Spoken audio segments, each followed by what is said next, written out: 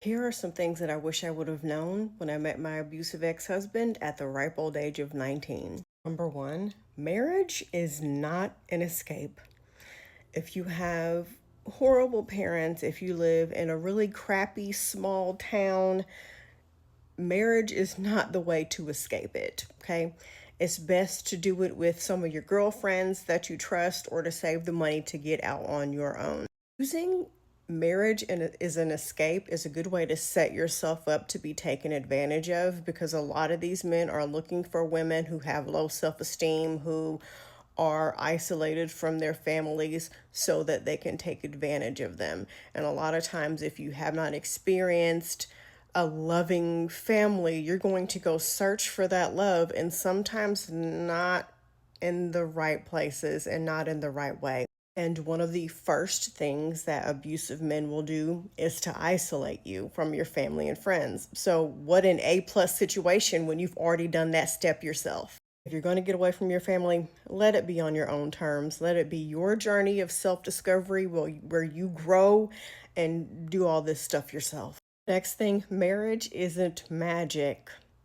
I thought that marriage, just everybody who got married just got together and everything was great by default because they were married. And I learned that the hard way in the marriage I had at the time.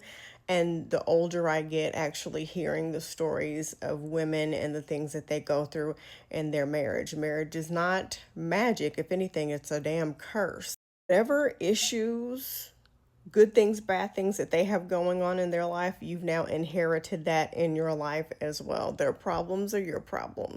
Not only are you trying to figure yourself out and solve all the things going on in your own life, now you're also trying to figure things out and solve the things going on in your relationship. You're growing for yourself and you're trying to grow and merge with this other person. That's not easy. Which leads me to number three, marriage does not solve the problems that you have for each other. If y'all are arguing all the time, if there's abuse happening, if there's cheating happening, if they're just not a good person, if y'all are just not vibing and getting along, getting married is not going to change any of that. If anything, it's going to make those things worse. Because once you're married, men tend to become complacent because they think they've got you now and you're not going anywhere. So they tend to act more stupid than they did before. And because of the fact that you're now married, you're going to be more forgiving, more flexible, and more adaptable to whatever BS they dish out. And you're going to think that you have to stay because, I mean, that's your husband. Thing, marriage does not solve the problems that are going on with yourself. If you are insecure before marriage, you're going to be insecure after marriage. If you're paranoid and constantly thinking he's going to cheat on you before, it's even going to get worse after you get married. If you're horrible with money before marriage, you're still going to be horrible with money after marriage. Somehow, when you sign that marriage certificate, a fairy does not come out and cast this magical spell on you that turn you two into the perfect people. Whatever is going on now with you mentally and emotionally and physically is still going to be going on with you after you're married. Kids do not fix a bad marriage, although I had kids because I had always wanted to have kids, but I need a lot of people to know that being pregnant and giving birth and having children is not going to fix a bad marriage. It's not going to make a horrible man turn into an amazing man. It's not going to make somebody who wants to leave you stay with you. It's not going to make somebody who's immature act more mature. Kids are even more of a distraction, is something else to pile on top of whatever state your relationship is in. And children tend to bring out the worst in people. And if you don't have a good relationship going into it, you might as well call it done after those kids are here. And let's not forget about the fact that women are more likely to be unalived during pregnancy when they're the most vulnerable. Also, men tend to fall into this default state of you're going to take care of the baby 24/7 and they get to go out with their friends and still be themselves because you got it. And then that's where you get these men who don't know their children's birthday. Next thing is the attention that being married, that being a wife gets you can be addictive and cause you to stay in a situation that you need to get out of. This is why you see a lot of those couples channels, and then you get this random video one day of, we actually broke up last year, but they couldn't tell you that because they wanted to continue to get the views and the engagements and the sponsorships. So that's why they stayed together. People know that boyfriend reveals get you a lot of engagement. You guys holding hands in your video and kissing and laughing together gets a lot of views because society is still obsessed with marriage and relationships. If your views suck, just get a boyfriend and show him. Do a podcast with your boyfriend. Do a couples page. Do a video where he gives his 2 cents on what's wrong with men. You're going to get addicted to it, and you're going to like the attention, and people are going to make you feel important because you're now a wife, or at the very least a girlfriend. And when the relationship is going horribly and you know you need to break up, you're not going to want to give up all those views and followers and engagements and sponsorships if you're lucky to get those. You're going to force yourself to make it work longer than you should. The next thing is, married people give horrible advice. People tend to say don't listen to single people because they don't know what they're talking about. Divorced people, you should listen to them. They know what they're talking about. They've been there, done that, and they know what works and what doesn't work.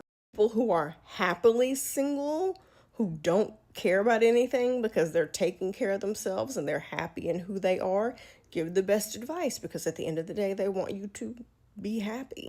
Married people are the ones that are going to tell you, that's your husband. Y'all have kids together. Y'all have a house. Y'all really need to work this out. Y'all really need to stick together. Me and Jeff, we fucking hate each other, but we've been together for 25 years. Next thing, you don't necessarily pick better. You just kind of get lucky. At the very most, the moment you see a red flag, you can leave that person. But truth be told, you have to have a healthy level of distrust for the rest of your time being married to that person, because men can switch it up at any point. So you're bragging and telling everybody that you picked better and you chose a better father for your kids, but that man can switch it up at any moment, or you just as easily could have wound up with an idiot. Your best bet is to have a healthy level of distrust and be willing and ready to leave at the drop of a fucking hat. Not better than anyone because you seem to have a good husband at the moment.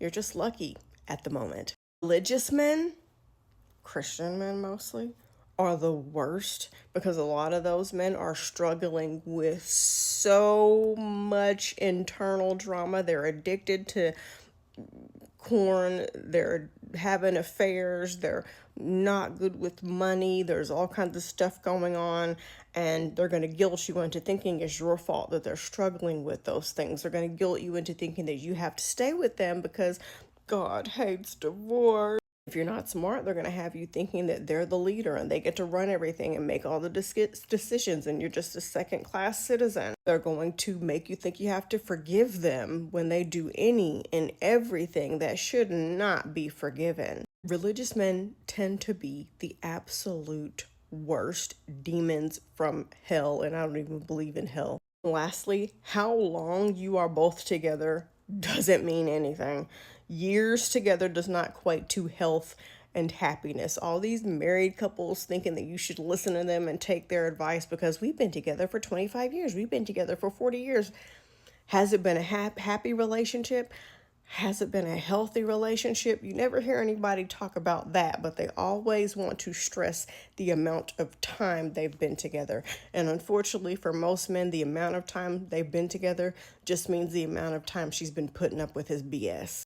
Anyway, what did you think of my list? Let me know if you want a part 2.